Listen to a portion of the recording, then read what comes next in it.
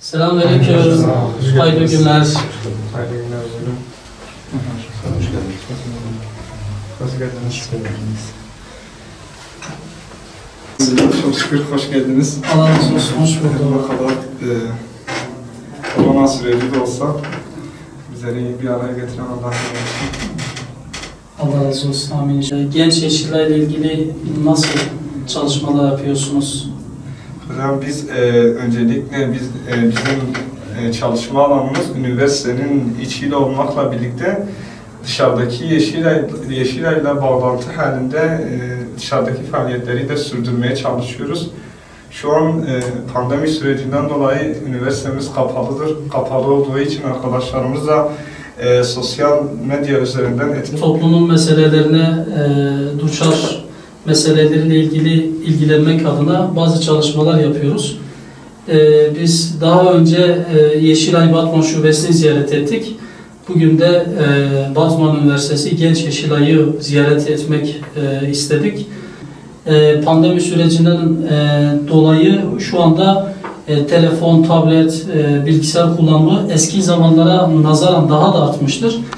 Bu konuları gündeme getirerek oluşturma derdinde ve hedefindeyiz.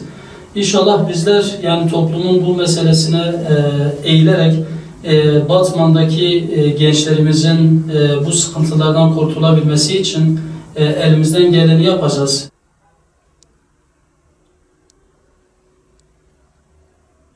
Bağımlılıktan kurtulalım vefasıyla başlatmış olduğumuz ziyaret programlarına devam ediyoruz.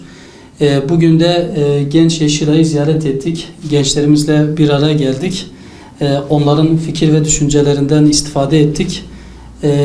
Malum yani bizim çalışmalar kapsamında özellikle toplumun Batman gençliğinin bağımlılıkla ilgili sorununu ele alıyoruz. Elbette bağımlılık çeşitleri çok fazladır. Ki en fazla öne çıkan bağımlılıklardan bir tanesi de uyuşturucu bağımlılığıdır. Bu çerçevede Batman Üniversitesi Genç Yeşilay Topluluğu da uyuşturucuyla ilgili çalışmalar daha öncelerde de yapmışlardı.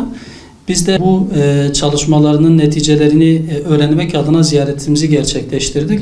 Hakikaten toplumun en büyük sorunlarından bir tanesi olan bu uyuşturucuyla mücadele etmek hepimizin üzerine bir görevdir.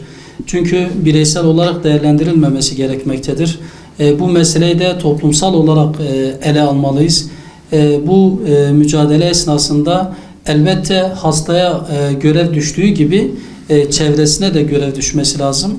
Özellikle uyuşturucu bağımlısı olan genç mutlaka yaptıklarını ve özellikle de arkadaş çevresini göz ardı etmemeli ve gözden geçirmelidir. Çünkü bağımlılıkla ilgili neticelere baktığımızda evvela gencin arkadaş çevresi ön plana çıkmakta. Eğer bu konuda bağımlı olan bir genç var ise mutlaka arkadaş çevresini değiştirmelidir.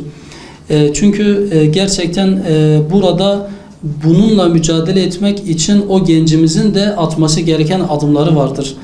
Hakikaten bu sorun toplum olarak hepimizi ilgilendirmektedir. Biz yaptığımız mahalli çalışmalarda da ilimiz merkezde böyle bir sorun olduğunu çok açık bir şekilde görüyoruz. Bu sorunun çözümünün olabilmesi için de elbette bir farkındalık oluşturulması lazım. Bunun gündeme gelmesi lazım. Yetkililerin atması gereken adımı atması lazım.